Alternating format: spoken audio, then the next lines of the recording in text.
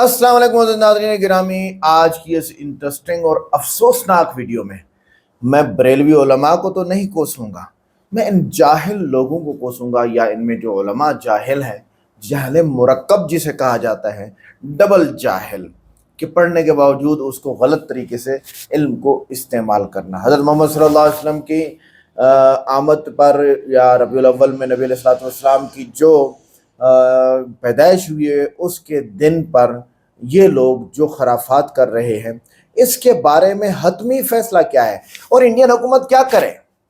Indian हुकूमत क्या करे? वो कहे भाई इनका इस्लाम है, ये कुछ इस तरह फिरकों में बैठे हुए फलाए फलाए फलाए, तो गैर मुस्लिम तो इसी वजह से तो हमारे से करीब नहीं आते हैं। आइए देखते हैं, वीडियो को लाइक करें, चैनल को सब्सक्राइब करें, वीडियो को व्हाट्सएप पे जरूर शेयर करें, कमेंट करके बताएं वीडियो कैसी लगी। आगे वीडियो के एंड पे 20 पॉइंट मैं लेके आया करता हूँ, जरूर सुनिएगा, बड़े जबरदस्त होते हैं।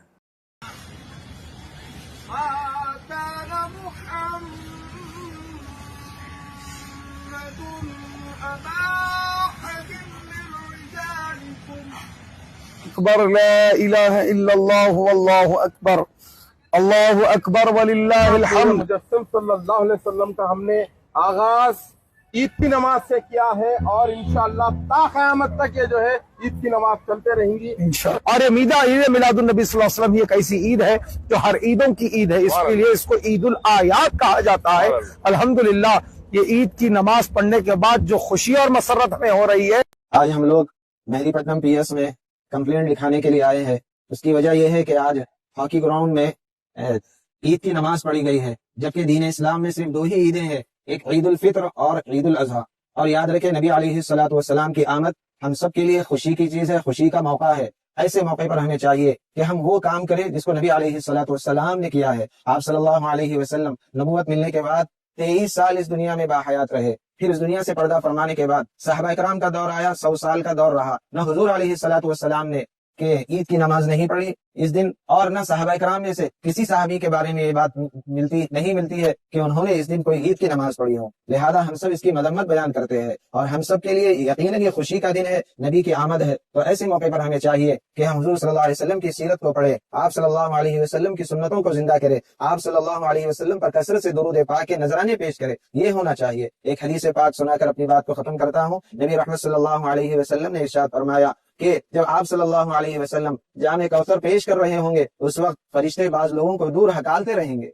तो हुजूर अलैहिस्सलातु वस्सलाम उनको देखकर फरमाएंगे ये मेरे उम्मती है, इनको करीब आने दो। तो फरिश्ते फरमाएंगे अल्लाह के रसूल सल्लल्लाहु अलैहि वसल्लम, आपकी ये वो उम्मती है, आपके इस दुनिया से पर्दा फरमाने के बाद दीन में नई नई बातें ईजाद करते रहे। जब हुजूर अलैहिस्सलातु वस्सलाम ये सुनेंगे तो फरमाएंगे सुहन सुहन, उनको दूर कर दो, उनको दूर कर दो फरमाएंगे। तो इसलिए तमाम आलम इस्लाम से, तमाम उम्मत मुस्लिमा से गुजारिश है कि इस वाकई की मजम्मत बयान करे। कोई काम देखिए, पिछले 18 साल से गुलामानी मुस्तफ़ा कमेटी सल्लल्लाहु अलैहि वसल्लम अवाम के दरमियान में है और आज तक कोई हमारे से ऐसी कोई गलती ना जो है कोई हम ऐसा मौका दिए कि कोई गलती करे, ना कोई गलती करते हम ना कभी करे। ये एक पहली गलती है और ये आखिरी गलती है। इंशाअल्लाह इसके बाद कोई किस्म की गलती नहीं होगी। मिल्लत इस्लामिया को मुत्तहिद करने का काम गुलामानी मुस्तफ़ा करती, इंतशार करने का काम गुलामानी मुस्तफ़ा कमेटी नहीं करती। पेश खिदमत है इस साल ईद मिलादुन नबी के नाम पर होने वाली ऐसी नई बिदात और खुराफात जो कि आपके होश उड़ा देंगी।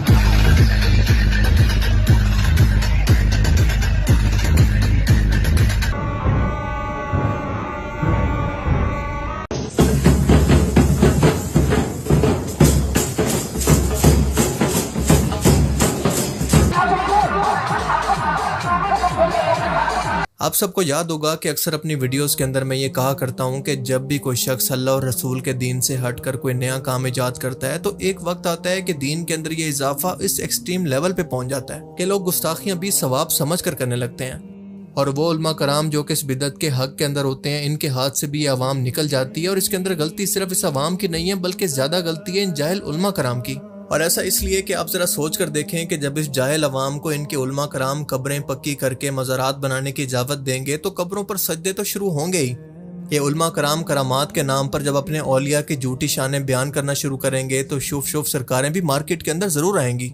اور جب میلاد کے نام پر تیسری عید کی بدعت شروع ہوگی تو بات یہاں تک پہنچ گئی ہے کہ اس سال حیدرآباد انڈیا کے اندر باقاعدہ اس کو تیسری عید کہہ کر نماز بھی ادا کی گئی۔ جی ہاں، عید میلاد النبی کی نماز باجماعت جیسی باقی 2 عیدوں کی جماعت واجب ہوتی ہے، اور تیسری ان لوگوں نے خود ہی اپنے اوپر واجب کر لیا، جیسا کہ آپ اس ویڈیو کے اندر خود دیکھ سکتے ہیں۔ اب یہاں پر اس کو دیکھ کر کچھ لوگ اعتراض کر سکتے ہیں کہ ہو سکتا ہے کہ وہ شکرانہ کے نفل پڑھ رہے ہوں، یا پھر یہ بھی کہہ سکتے ہیں کہ یہ نماز ہی تو ہے، اس کا تو ثواب ہی ملے گا، کوئی گناہ کا کام تو نہیں کر رہے۔ تو ایسے لوگوں کے لیے عرض ہے کہ اگر یہ لوگ نفل بھی پڑھ رہے ہیں تو اس کو دین کا حصہ سمجھ کر پڑھ رہے ہیں، اور اگر ان کی اگلی نسل بھی یہی کرتی ہوئی آتی ہے تو ایسا نہ کرنے والے لوگوں کو گستاخ رسول ڈکلیئر کرنا شروع کر دے گی، بالکل ایسے ہی جیسے یہ نسل ان کی طرح میلاد نہ منانے والے لوگوں کو گستاخ رسول اور جہنمی بھی کہتی ہے۔ اور دوسری بات کہ اگر یہ اس کو ثواب سمجھ کر پڑھ رہے ہیں تو آپ یہ بتائیں کہ نمازیں تو دن کے اندر 5 فرض ہوتی ہیں، آپ میں سے یہ لوگ اعتراض کرنے والے کل 50 نمازیں کیوں نہیں پڑھتے؟ کیونکہ آپ کی لاجک کے مطابق تو جتنا زیادہ نماز پڑھیں گے اتنا زیادہ ثواب ہوگا، آپ کے لیے تو اللہ کے رسول کا حکم یا پھر اللہ کا حکم تو کوئی معنی نہیں رکھتا۔ سو آپ سے گزارش ہے کہ آئندہ کے بعد 5 کی بجائے 50 نمازیں پڑھا کریں، آپ کو زیادہ ثواب ملے گا۔ اب دیکھیں اس طرح کی بدعات کی وجہ سے ہوتا کیا ہے کہ لوگ دین کے اندر مزید تقسیم ہونے لگتے ہیں، مزید فرقے اور اختلافات پیدا ہوتے ہیں، اور یہ امت کو توڑنے اور دین کے اندر نئی ایجادات کر کے اس کو مزید مشکل بنا دیتے ہیں۔ اور بالکل یہی وجہ ہے کہ نوجوان نسل اسی کو دین سمجھ کر دین سے آہستہ آہستہ بدزن ہونا شروع ہو جاتی ہے۔ جا کر دیکھیں ذرا کیا ہو رہا ہے، میلے ٹھیلے لگ گئے، ڈھول ڈھمکے میں لڑکے ڈانس کر رہے ہیں، مسجدوں کے چھجوں پہ ڈانس ہو رہا ہے، لڑکیوں کو حور بنا کے بٹھایا ہوا ہے، چپس تقسیم ہو رہے ہیں، ہزاروں کی تعداد میں لوگ جھپٹ رہے ہیں، جمعہ قضا ہو رہا ہے، نمازیں قضا ہو رہی ہیں، کوئی پرواہ نہیں ہے۔ اور یہ کیوں آئے؟ 12ویں منانے کے لیے آئے، لائٹنگ کر کے، تغرے بنا کر، نقوش بنا کر، اونٹ کھڑے کر کے، پہاڑ بنا کر میلہ بنا دیا ہے، عورتیں مرد نکل کر تفریح کے لیے باہر نکل رہے ہیں، جسم سے جسم مس ہو رہا ہے مرد عورت کا، لیکن ثواب کی نیت سے نکلے ہوئے ہیں صاحب۔ بھائی ہم تو دیکھنے جا رہے ہیں کہ 12ویں کی لائٹنگ کیسے، اس قسم کے لیڈروں کی حماقت کہوں یا اس کو حکمت کہوں؟ ان کے نزدیک حکمت ہوگا، میں تو حماقت کہوں گا۔ کھلا مزار پہ چلے جاؤ، چادر چڑھا دو، تمہارا کام ہو جائے گا۔ ایک گھر میں نماز نہیں پڑھی جا رہی، قرآن پاک ترجمہ تفسیر سے نہیں ہو رہا، اس کتاب میں اس گھر میں حدیث کی کوئی کتاب نہیں ہے، سیرت کی کوئی کتاب نہیں پڑھی جاتی، لیکن 11ویں ہو رہی ہے، 12ویں اہتمام سے ہو رہی ہے، 9 اور 10 محرم کی نیاز بڑے اہتمام سے ہے، کنڈوں کی نیاز کبھی نہیں چھوڑی ہے، ماہانہ ختم قادری بھی ہو رہا ہے، آیت کریمہ کا ختم بھی ہو رہا ہے، ابا مرے تو تیجا 40واں بھی کیا گیا ہے، لیکن جو اصل دین تھا، جس کی ترقین، جس کی ترغیب، جس کے بارے میں حکم قرآن و حدیث میں موجود ہے، وہ ہمارے ان مقررین نے بنایا ہے جو صرف بزرگوں کی کرامات سناتے رہتے ہیں، ان کے فضائل سناتے رہتے ہیں، اور قوموں کو یقین دلاتے ہیں کہ تم نماز نہیں بھی پڑھو گے غوث پاک تمہیں جنت میں لے جائیں گے، مریدین تمہیں جنت میں لے جائیں گے، تم نعت خوانی میں بیٹھو، نبی کریم صلی اللہ علیہ وسلم بروز قیامت تمہیں اپنے ساتھ جنت میں لے جائیں گے۔ یہ دیکھیے 12 ربیع الاول، آج جمعہ کا دن، یہ گستاخ رسول نماز پڑھ رہے ہیں، گستاخ رسول، یہ سارے گستاخ رسول ہیں۔ اب آپ کو عاشق رسول دکھاتے ہیں، بنے رہیے آپ لوگ عاشق رسول کو دیکھنے کے لیے۔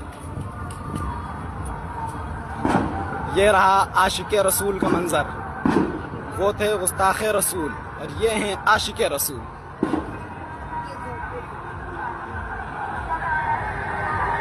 یہی کہتے ہیں نثار تیری چہل پہل پر، ہزاروں عید ربیع الاول، سوائے ابلیس کے جہاں میں سبھی تو خوشیاں منا رہے ہیں۔ اب اچھی بات یہ ہے کہ علماء ہند نے اس پر بہت ہی سخت رد عمل دیا ہے، کیونکہ اس مولوی صاحب پر FIR بھی کروا دی ہے کہ یہ امت کے اندر انتشار پیدا کر رہا ہے، اور اس عمل سے دوسرا اس کے بہاف پر معافی بھی مانگ لی ہے۔ بہت اچھی بات ہے، لیکن سوال یہ ہے کہ انہیں اس حد تک پہنچنے کا موقع دیا کس نے؟ آپ ہی کی ایجاد کی ہوئی بدعات اور خرافات نے یہ کام کرنے پر ان کو مجبور کیا۔ اور یہ بتائیں کہ یہ نبی کریم صلی اللہ علیہ وسلم کی ولادت کو منانے کا کون سا طریقہ ہے؟ ذرا یہ ویڈیو دیکھیں کہ ایسا لگ رہا ہے کہ کوئی میوزیکل کنسرٹ یا پھر کوئی مجرے کی محفل چل رہی ہے۔ ولادت مصطفیٰ کے نام پر ایسی خرافات کی جا رہی ہیں کہ اللہ کی پناہ جن کو بیان کرنا بھی پاسبل نہیں ہے۔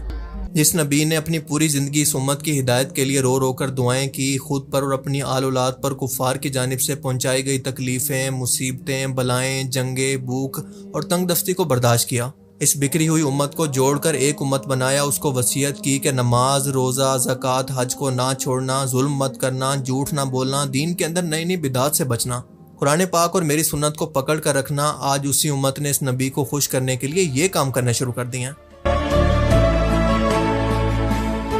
آپ لوگ اپنے دل پر ہاتھ رکھ کر بتائیں کہ آج اگر اللہ کے رسول ہم میں موجود ہوتے اور یہ سب کچھ اپنی آنکھوں سے دیکھتے تو ان کو یہ سب دیکھ کر کتنا تکلیف ہوتی۔ یہ بھنگڑے، یہ بینڈ باجے، یہ سب کچھ دیکھ کر اس نبی کو جو کہ یہ کہا کرتے تھے کہ نماز میری آنکھوں کی ٹھنڈک ہے، اور وہ نبی اپنی امت کو وصیت یہ کر کے گئے تھے کہ میرے دنیا سے جانے کے بعد اللہ کی کتاب کو اور میری سنت کو اپنے ہاتھوں سے یا پھر اپنے دانتوں سے پکڑ کر رکھنا، اس کو مت چھوڑنا۔ آج وہی امت ان تمام چیزوں کو چھوڑ کر اللہ کے رسول کو اور اللہ کو راضی کرنے کے لیے وہ کام کر رہی ہے جو کہ مشرکین مکہ بھی نہیں کرتے تھے۔ ذرا امیجن کریں کہ اللہ کے رسول اللہ کی جنتوں کے اندر بھی یہ سب کچھ دیکھ کر کتنا دکھی ہوں گے۔ آج اگر ان لوگوں کے درمیان حضرت عمر رضی اللہ تعالیٰ عنہ زندہ ہوتے تو ان لوگوں کا کیا حال کرتے آپ بہتر طور پر سمجھ سکتے ہیں۔ اگر ان لوگوں کو میلاد مصطفیٰ منانا ہی ہے تو یہ اس طرح سے کیوں نہیں مناتے جیسے خود نبی پاک صلی اللہ علیہ وسلم منایا کرتے تھے۔ نبی کریم صلی اللہ علیہ وسلم اپنی پیدائش کی خوشی کے اندر ہر سوموار کو روزہ رکھا کرتے تھے شکرانے کے طور پر۔ اگر ان لوگوں کو نبی کریم صلی اللہ علیہ وسلم کو خوش اور راضی کرنا ہے تو ایسے کام کریں جن کا رسول نے ہمیں حکم دیا، ان کی ہر ایک سنت پر عمل کریں۔ پر اس کے برعکس یہ سب کچھ جو یہ لوگ کر رہے ہیں یہ دین کے اندر کہاں پر لکھا ہے، اس کا حکم کہاں پر دیا گیا ہے؟ کیا اس طرح کی چیزوں سے کوئی غیر مسلم اسلام سے متاثر کبھی ہو سکتا ہے؟ آپ سب لوگ اچھی طرح سے جانتے ہیں کہ اسلام کے بارے میں جو بھی کانسیپٹ ویسٹ کے اندر بنتا ہے وہ مسلمانوں کی حرکتوں کو دیکھ کر ہی بنتا ہے۔ انہی لوگوں کو دیکھ کر غیر مسلم اسلام کو جج کرتے ہیں، ان کی حرکتوں کو دیکھ کر اس سے متاثر ہوتے ہیں یا پھر اس سے بدظن۔ آپ ایک لمحے کے لیے ذرا سوچ کر دیکھیں کہ جس جگہ سے اسلام کی شروعات ہوئی وہاں پر کوئی ایسا بنگڑا، کوئی ناچ گانا، کوئی ڈی جے کچھ بھی نہیں ہوتا۔ تو کیا اس کا مطلب ہے کہ وہ لوگ نبی پاک صلی اللہ علیہ وسلم کی ولادت سے خوش نہیں ہیں؟ کتنے افسوس کی بات ہے کہ نبی پاک صلی اللہ علیہ وسلم کی سنت پر عمل کرنے والے ان لوگوں کو یہ لوگ گستاخ کہتے ہیں، جبکہ یہ خود مشرکین مکہ کے راستوں پر چل کر خود کو مسلمان اور سچے عاشق رسول ثابت کرتے ہیں۔ اور یہ وہ لوگ ہیں جو کہ محبت کے نام پر نبی پاک صلی اللہ علیہ وسلم کی توہین بھی کر جاتے ہیں۔ نبی پاک صلی اللہ علیہ وسلم کی ذات وہ ہے جس کے بارے میں اللہ نے حکم دیا کہ نبی کے سامنے اپنی آوازوں کو بلند نہ کرو ورنہ تمہارے سب اعمال برباد ہو جائیں گے اور تمہیں پتہ بھی نہیں چلے گا۔ اب اس کا مطلب یہ ہے کہ نبی کریم صلی اللہ علیہ وسلم نہ صرف اپنی دنیاوی زندگی کے اندر بلکہ اپنی وفات کے بعد بھی بالکل ایسے ہی قابل احترام ہے جیسا کہ دنیاوی زندگی میں۔ لیکن یہ جاہل اور برین واش قسم کے لوگ روزہ رسول پر بھی جا کر غلام ہے رسول کے غلام ہے کہ نعرے لگا کر نبی کی توہین کرتے ہیں اور اس کو ثواب سمجھتے ہیں۔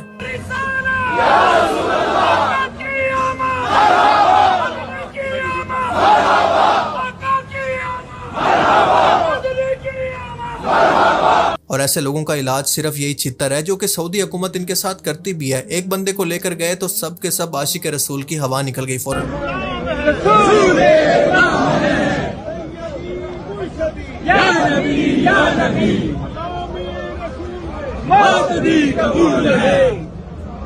جس دل میں نہ ہو عشق مصطفیٰ، جس دل میں نہ ہو عشق۔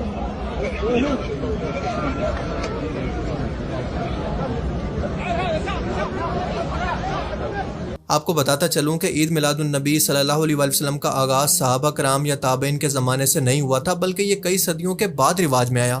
تاریخ میں پہلی بار عید میلاد النبی کی باقاعدہ تقریب عراق کے حکمران مظفر الدین ابو سعید کوکبری نے شروع کی تھی اور یہ واقعہ 6 صدی ہجری کے اندر پیش آیا، یعنی تقریباً 1207 عیسوی کے اندر یا پھر 602 ہجری کے اندر۔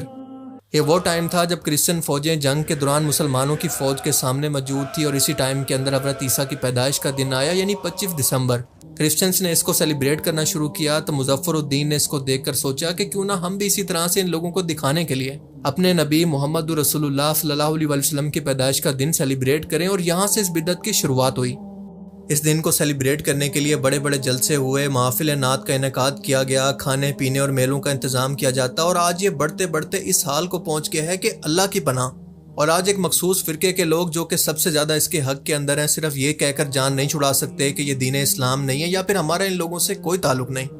شادیوں کی طرح بینڈ باجے، ان کے سامنے ڈانس کرنا، تعزیے اور روزہ رسول کے ماڈل بنا کر گلیوں کے اندر گھمانا، اس کے علاوہ گانوں پر میوزیکل کنسرٹ کی طرح ناچنا، یہ سب لوگ اس طرح کی حرکتیں کر کے آخر کس کو متاثر کرنا چاہتے ہیں؟ کیونکہ اللہ اور اس کے رسول کا تو یہ بالکل بھی حکم نہیں ہے۔ یہ چل رہا ہے عید میلاد النبی اور یہ گالی دل میں چلا ہے۔ اور اگر آپ کو یہ سلسلہ دیکھ کر ایسا لگتا ہے کہ یہ صرف مستقبل کے اندر بھی نماز عید میلاد النبی تک اور ناچ گانے تک محدود رہے گا تو یہ آپ کی بھول ہے، کیونکہ اگر ان لوگوں کو وقت پر لگام نہ دی گئی تو آپ دیکھیں گے کہ ان کی آنے والی نسلیں انہی تازیوں کے سامنے تعظیماً پہلے سجدے کریں گی، اس کے بعد ان سے مرادیں مانگیں گی اور آخرکار بت پرستی دوبارہ سے شروع ہو جائے گی۔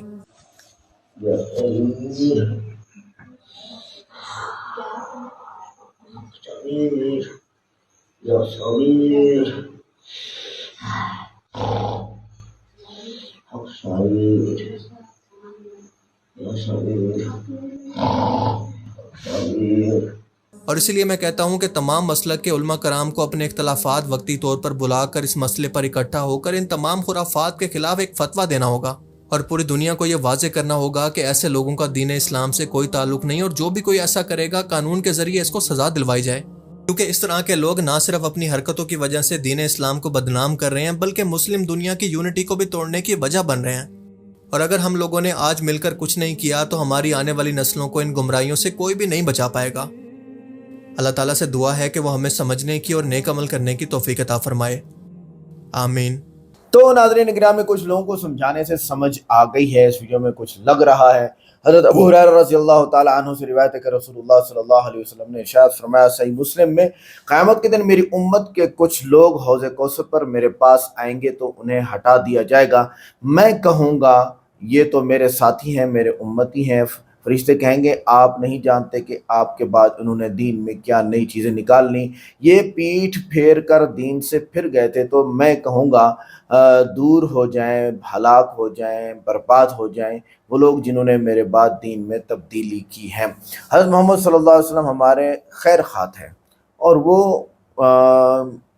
بحیثیت نبی انہوں نے کبھی اپنی تاریخ پیدائش کے بارے میں بات ہی نہیں کی، دن کے بارے میں بات کی کہ میں سوموار کے دن پیدا ہوا ہوں، یہ بات بھی غالباً ہے، یا صحابہ میں 12 ربیع الاول میں پیدا ہوا ہوں، 12 تاریخ نے کی۔ اور جو صحابہ تاریخ وفات کے دن موجود تھے، حضرت علی رضی اللہ تعالیٰ عنہ، ابو بکر، عمر، عثمان، علی، عشرہ مبشرہ، بہت سارے صحابہ موجود تھے، تو ان کو یاد ہے کہ 12 ربیع الاول کو آپ کی وفات ہوئی ہے، تو آپ کیوں اس طرح کرتے ہیں؟